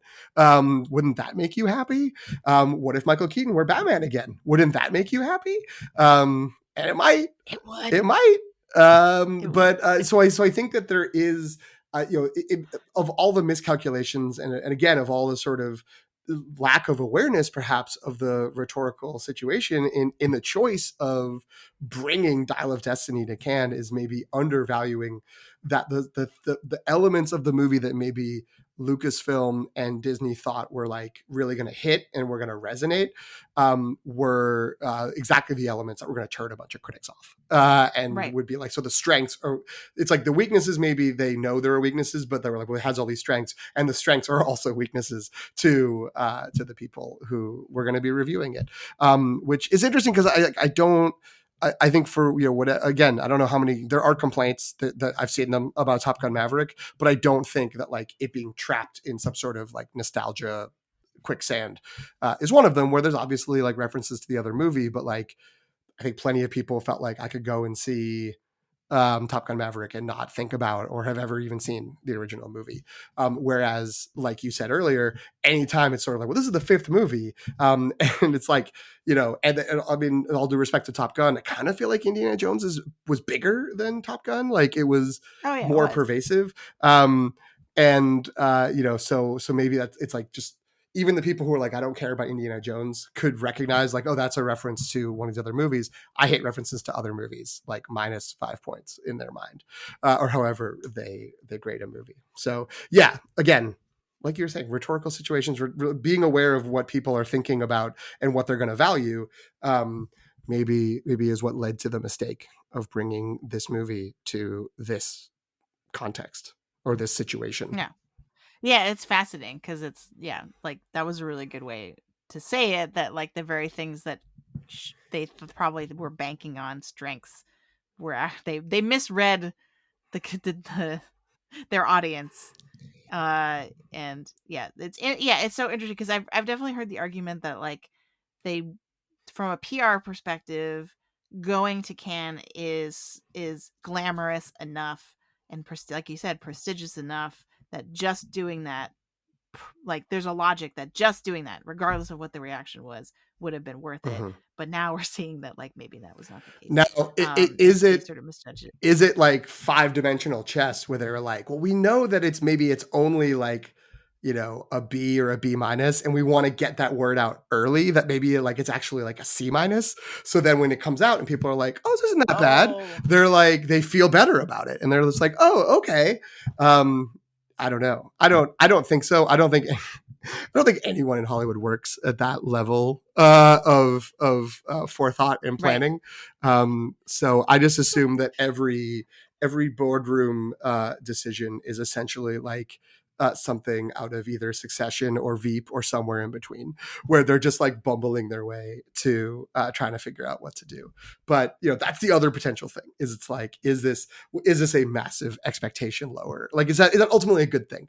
And I'm speaking mostly for me. Is it a good thing for me to spend the next whatever it is 6-7 weeks being like, I guess this movie isn't that going to be that good, and then if it's like kind of good, I will feel much better than if I went in being like, Mm-hmm. this movie could be great, it's only kind of good. A lesson in expectation management Yes. is the takeaway here. All right, so I do want to move towards wrapping up because we once again said this was going to be a short No, episode, we and we're failed. now at the hour We're and a not half mark. Neither of us will watch Um, Ted Lasso tonight, and that's fine. but I want to. We have been actually pretty good about talking about the Oscars prospects of a lot of these films along the way. But was there anything that we haven't talked about yet in terms of like something coming out of Cannes that indicates that it's now in the Oscars conversation? Well, what I want to do, perhaps unsurprisingly, and I saved it for now in case this ends up all being too much too long, and it could be cut easily from here. But I did look at like some history stuff of like how things have unfolded, and I guess I always sort of think about like, well, like Cannes and like the Palme d'Or as like, especially, but even like any of the awards, the top awards at Cannes, as being a big sort of signifier and a big boost. There's not a lot of correlation historically. There have only been 2 times that a film won the Palme d'Or and also won Best Picture at the Academy Awards. The one time was in 1955, the first year the Palme d'Or was awarded. It used to be just the Grand Prix was the award, and then they changed it to the Palme d'Or, and it was the movie Marty, which now I feel really bad that I don't. I think it's Ernest Borgnine. Am I making that That sounds right. up? I am not. It's Ernest Borgnine. Supposed to be a real kind of good romantic drama of a lonely man and his like I've attempts seen that movie. at finding things. It Well, didn't. it won the Palme d'Or and it It, won Best Picture. it was great. I didn't. It didn't register right away when you said the title, but now that I'm piecing together Ernst It, Borgnine in the premise, I remember watching this now. it has. I mean, it does have the problem of being kind of a generic name. Um, Is it in black and white? yeah, it was. Okay. It was in black and white. And who directed it? Of course, I closed it as soon as it says, Delbert Mann, of course. But an early screenplay by Paddy Chayefsky, who went on to be a powerhouse of wrote the Hospital, wrote Network, and I feel like a bunch of other movies that I can't recall So that's off the really top of the my only head. other one that's gone on to win Best Picture? Marty and then Parasite a few years ago Oh, right. were the only two. So Parasite was a big sort of shift, and so there was talk. I was looking at a Hollywood Reporter article that was talking about like all these nominations in the last few years have been coming out of Cannes, but in the list that they had, a lot of those were movies that were out of competition. Once Upon a Time in Hollywood, Mm. Elvis. Um, and I keep changing my thing around, so it's not helping here. But there have Top Gun Maverick also got things, but there are some that have kind of moved over. Drive My Car didn't win, but was in competition. There have been movies that are in competition, but there's only a few that really moved into get even nominated for a bunch of awards, let alone win. So last year there was Triangle of Sadness, ended up as you probably know with picture, director, and original screenplay. These are the Palme d'Or winners. Parasite, again, big one, wins picture, director, original screenplay, international feature, with a few other nominations. The Michael Haneke movie, Amore, one foreign language film, also got picture, director, actress, screenplay. The Terrence Malick movie, Tree of Life, picture, director, and cinematography. And then for better or for worse, a Palme d'Or winner, The Pianist, won Best Director, probably unfortunately, a black mark for on a lot of people, including Harrison Ford, who was involved in the awarding that. Actor, with mild sexual assault on stage, or at least questions of consent, and adapted screenplay. And also got nominated for picture, cinematography, costume design. So I mean, that's not nothing, but I mean, that's only 5 movies in the last 22 years that actually kind of broke through, only one of which got Best Picture. It's really more, or not more, but there's a lot of strength in that international, what used to be foreign language, or foreign film category that does have, there is sort of more of a pipeline between Mm. the Palme d'Or, and the other top awards, Grand Prix and Jury Prize. You can find But the question then things in becomes, there. is Parasite and Triangle of Sadness starting to form a new pattern or precedent? You know what I mean? Like, is that going to be the Yeah, it's possible, and if you look at the director, that also, I mean, I guess there were some in the 2000s that translate over, but one of them was David Lynch. That's a little like, okay, sure, like that feels like a weird win for Cannes, not a weird nomination for the Academy. But you had, and I apologize for not looking deeper into pronunciations, but Pavel Polakowski, who directed Cold War, mm-hmm. a movie I didn't see, but I did love Ida, his previous movie. That sort of was like a lone director nomination after he got Best Director um, at Cannes. And so, Mm. is it possible then maybe like that sort of push for, and again, like Drive My Car I don't think didn't win any of these awards in the competition, but was at Cannes, was a sort of got a lot of buzz coming out of Cannes. That got screenplay, that got director, that got picture. So there might be that sort of, again, they're the push to diversify the Academy and the push to sort of be more open seems to have, not to say that this is a good thing if it's tokenism, but has certainly led to the outcome of there seeming to be, okay, we got to put a slot or two, we got to make sure to position Right. some international films. Is that going to lead to your zone of interest, or I keep forgetting the name, Anatomy of a Fall, Enemy of in the a Fall. good position for getting some aspect of picture, director, screenplay. Yeah, and I would say that the trend of there's one slot in Best Director reserved for an internet, quote unquote, international, because I think it's been kind of different every year Mm-hmm. how we're interpreting that, but in international director, or not American director, I guess maybe is the better way to put it, has definitely been a noticeable trend to the point where I think my big win when I was predicting nominations last year was at the last minute, and I have to give credit to Josh Parham at Next Best Picture because I think he's the one who kind of like pushed me into doing this. Like I had thought about it, but then listening to him talk about it made me actually do it, and then I was right. Where Ruben Östlund is the one who kind of like was the head scratcher Hmm. director that snuck into Best Director, where people were like, "Wait, what?" Like, and then Triangle of Sadness also making it into Best Picture. And so I feel like trying to figure out who there's definitely going to be a slot for an international director and film of some kind, Hmm.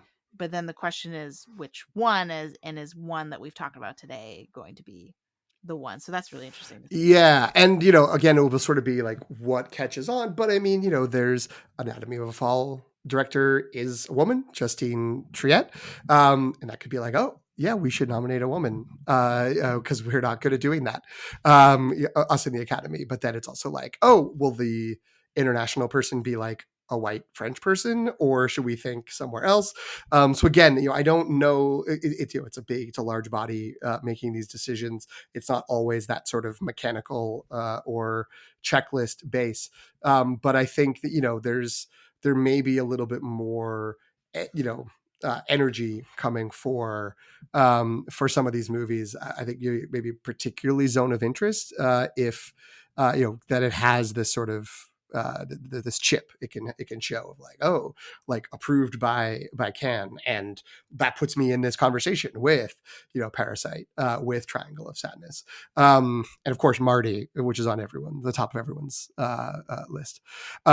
So, but that could be interesting. The in terms of just like you know, buzz and chatter.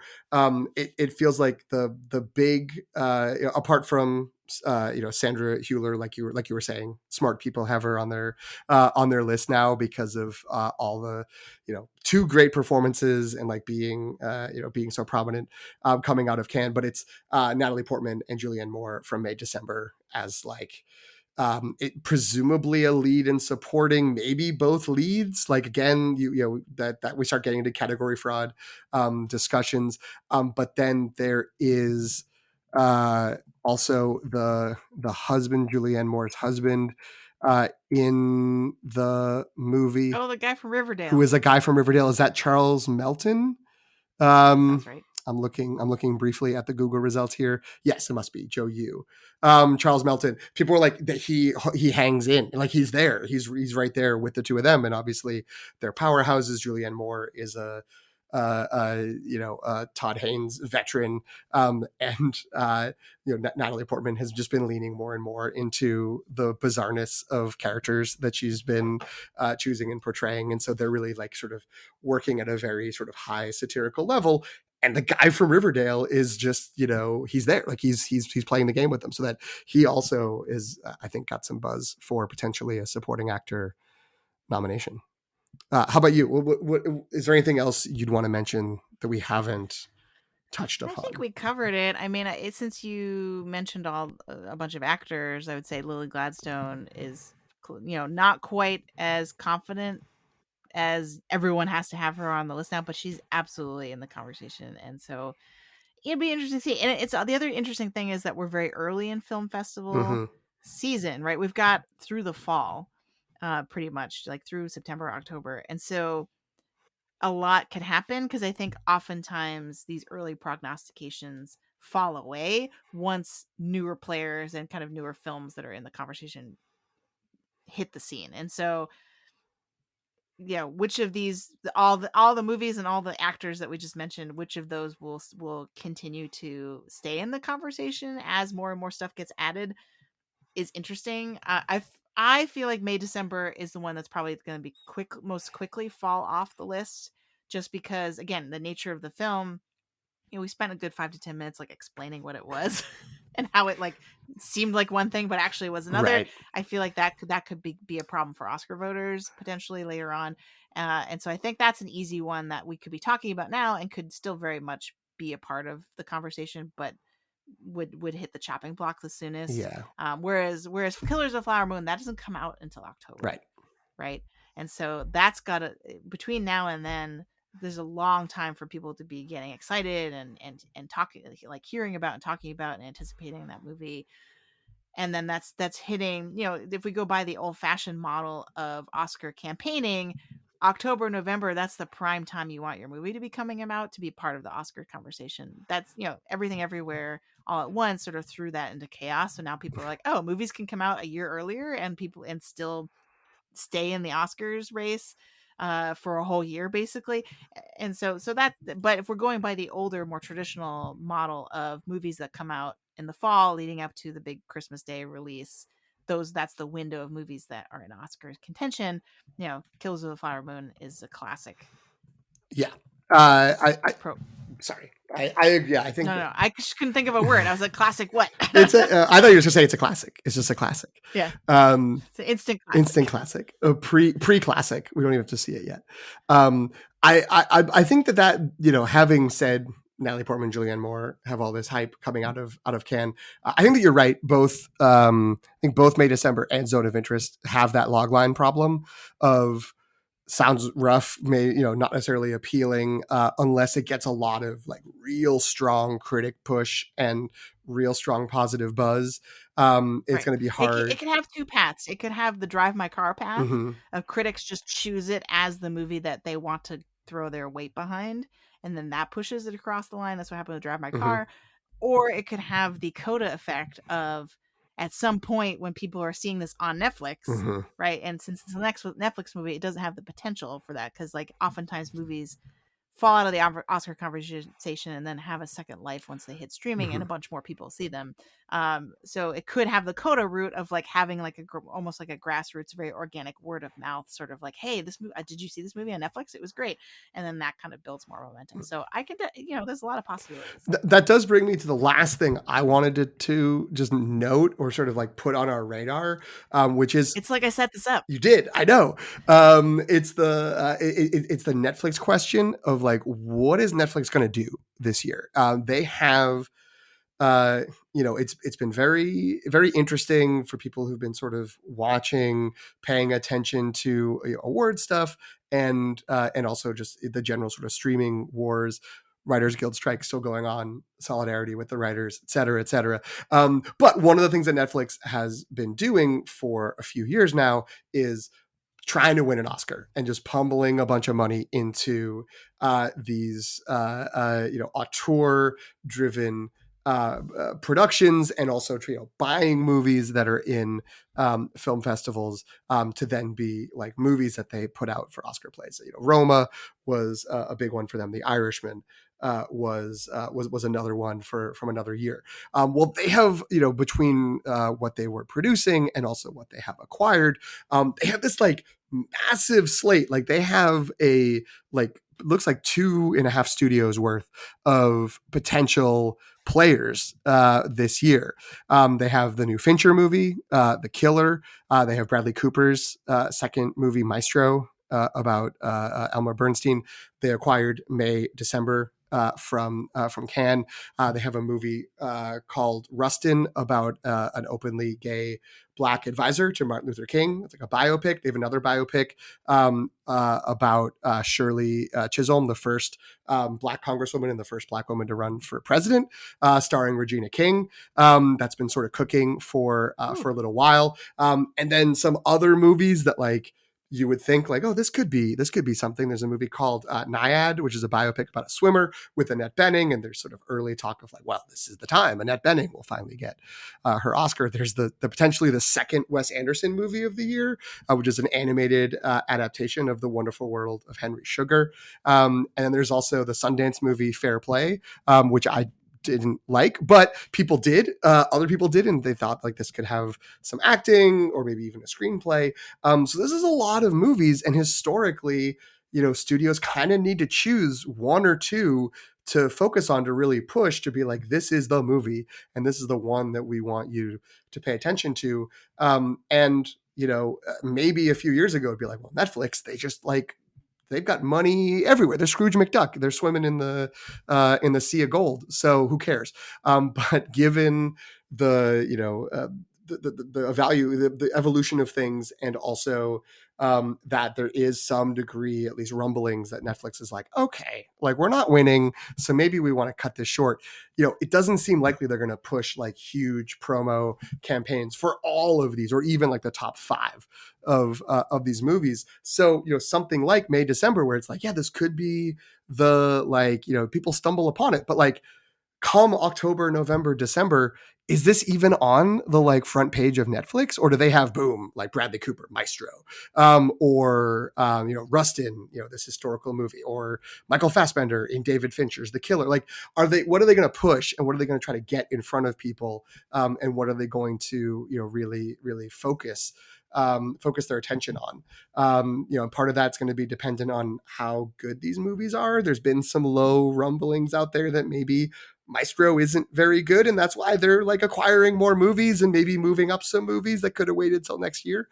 I don't know if that's true or if that's speculation, but I don't think that's based on anything besides just the sequence of events. I don't know if there's ever actually rumblings from anyone who knows anything about the movie, but it's interesting. It's going to be interesting to see what happens, and it's going to be interesting to see if there's a movie that um, uh, some people really like, or even a movie that like we really like here on the show, that ends up just sort of like relegated to you got to search for it to find it on Netflix, and 3 years from now it becomes this had Oscar buzz. Like, what the hell? Like, how come no one gave any awards to Rustin? It's one of the best movies of the last decade. It's because another movie got all the money and all the support from the studio. Yeah, I mean, I feel like they've had this problem in the past of just throwing everything at the wall to see what sticks, Mm-hmm. and then they're splitting, because I feel like whatever year was Marriage Story, Mm-hmm. and I can't remember what else because everything's a blur now. all Oscar years are blurring together, but I feel like there was a year where it was Marriage Story, and then it was It was The Mank. Irishman. Oh, The Irishman. Yeah, I knew it was one of those two. So and people were asking the same, and that was only 2 films, and people were asking the same question, Mm-hmm. where they were like, and it seemed like they were just trying to push both just to see what would pan out, and then they would kind of drop off, and whereas last year, so essentially with campaigning, it seems like Netflix doesn't know what it's doing, because last year they were throwing their weight behind, I don't even remember Well, what, and I then want to say first out it of was Blonde, and going into it, it was Blonde and White Noise. Felt like oh, that's right. these are the 2 movies that are going to be the movies, and then it was like, wait, no one likes Blonde or White Noise, so we got to shift to Glass Onion, and then they eventually landed on All Quiet in the Western Front, which won a bunch Right, of which sort of awards. fell in their Yeah. lap, to be honest, because I think if you listen to critics talking about sort of like the or I should say journalists and critics who are kind of tapped into the industry and had to like talk to people at Netflix or something, because I feel like I listened to a bunch of that, where they were like, oh, they didn't even think this was an awards player, but then once it started gaining a lot of popularity, then they started to be like, oh, let's push it, Mm-hmm. let's take this the whole way. um so yeah, I don't know. And I think part of it is they keep pushing movies that on paper seem like Oscar bait. Right. And it seems like I feel bad for them in some ways, because it seems like every year they're like, is this Oscar bait? Is this what you want? Mm-hmm. And then somehow it doesn't win. You know what I mean? Like, so I feel like The Irishman was probably the worst case with that, where it's like, it's a Martin Scorsese film. It's got all these amazing actors that everyone loves, right? It's so long. It's like, it's like it's and yeah, and their whole approach has been like, let's pay these auteurs ton of money to make the dream movie that they want, and which in theory should work. Right. and hasn't. No. So yeah, I don't know. I don't have good advice for Netflix. Well, there's also Not that I would give that for right, free, but right. like, you know. Yeah, Netflix. If you do want to spend more of your money, we're happy to no longer be professors. If you want to instead give us money, but there's also rumors. Well, first they should pay their writers money. Correct. Yeah, start Let's with yeah. the writers. Then after that, then they can pay Right. us. Call us writers and then pay us really well as well. But there's also speculation, assumptions. That people, the voters, Academy voters, are just sort of like Netflix is bad for the movies. Like they're good, they stream whatever, but like they've awarded Apple, Amazon. I don't know if Amazon's gotten a Best Picture, but it's gotten a lot of Amazon movies. Manchester by the But it Sea. didn't win Best Picture. It won You're screenplay and saying it win? won Okay, it got nominated. actor. It's won awards. Like, and I mean, Netflix has won awards too. But that, like, particularly Netflix as the streaming behemoth, people are like, I won't vote for a Netflix movie for Best Picture The just Netflix so they don't bias get. Yeah, just so they won't get. Netflix is biased, and so I won't vote for them. And I don't. That was Roma was it felt like the big test of that, and it didn't win. So there's it'll be interesting. Yeah, I don't know if there is advice, which even if we had it, we wouldn't give it. But I just think there is something interesting about they've got a lot of things to throw against the wall this year. It'll be interesting to see what sticks, and if anything doesn't stick, but then later it's like, why wasn't that so sticky? They should have been so sticky, because people like it. But it does feel like only 2, maybe 3 of those movies is going to have a deep run of nominations. And, at this point, it's interesting to see what they will be out of the 6 or 7 at the top of the list. This is making me realize that there's actually a really good podcast that focuses only on Netflix. And it's called the Nomcast because it's Netflix original movies. Okay. And I just made this conversation just made me realize that I haven't listened to it in a really long time. And I don't know if that's because there have not been recent episodes, or so now I'm in a crisis where I'm like, what happened to the Nomcast? I mean, I hope they're okay. Netflix is still they were really good. Netflix is still definitely releasing original movies all the time, right? And then they disappear after like 3 days from the front page, and I never think about them again. Whatever Gal Gadot, Chris Evans, Ryan Reynolds project that exists. Oh, there's a Red Notice, Gray Men. There's another Gal Gadot like spy thriller that's coming out in like August that I've already forgotten. Like it's already come out and I've already forgotten it exists. The other thing to keep in mind is that Apple, to go back to Killers of the Flower Moon, and then we should really wrap up. But the Killers of the Flower Moon with Apple, it's a co-production between Apple and Paramount. Yes. Right. And they're playing the game of, we are technically a streamer that's like, so this movie is going to be on Apple TV Plus exclusively at some point. But they're doing a real theatrical run first, right? And so that's I think that's to me, that seems to be a factor where, in terms of the industry resentment that you were talking about, because I think Netflix has refused to do that. Like, they have technically put movies in theaters, but just enough so they can qualify for awards. And I think they bought the Egyptian in Los Angeles and they bought the Paris theater in New York. And it sort of felt like they bought them just to show Netflix movies to qualify for awards. I think so they're like, we'll do this, but only in our own theaters. And the Netflix movies that have gone to theaters, I don't know if there's more, but I know that, like they put All Quiet in the theaters, but I think that was to try to, at least here in LA, was like, go see this movie. It's nominated for all these awards.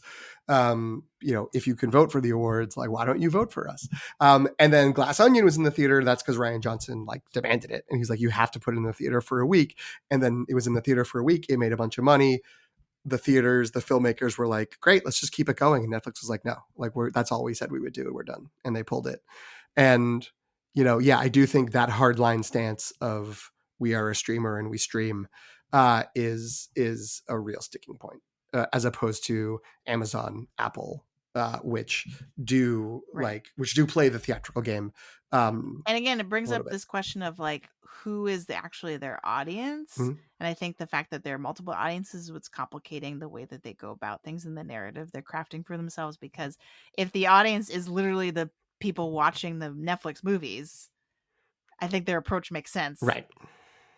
If their audience is the industry, and all the other studios and all the other actors and the guilds and all, like everyone who's participating in the industry, then maybe they're not really considering their audience enough. Yeah, to what exactly are their goals? Are their goals just to sort of have this library as it exists?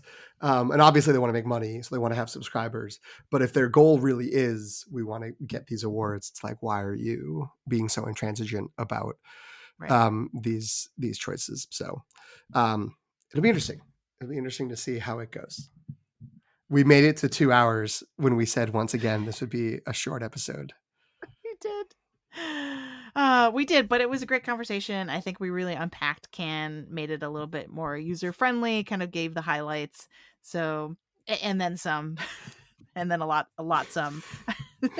Highlights, mid But lights, some low lights. yes, yeah, all the lights, all the lights.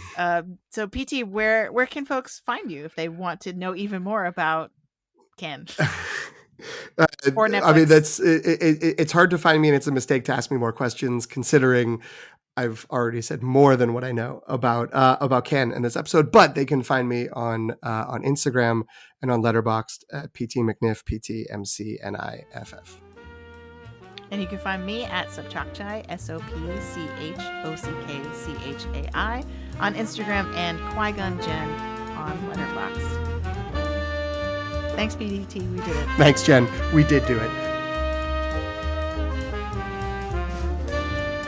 Thank you for listening. You can follow The Long Take on Substack at thelongtake.substack.com. Subscribe for free to receive reviews of films with Oscar buzz, as well as new films and series from pop franchises like Star Wars and Marvel.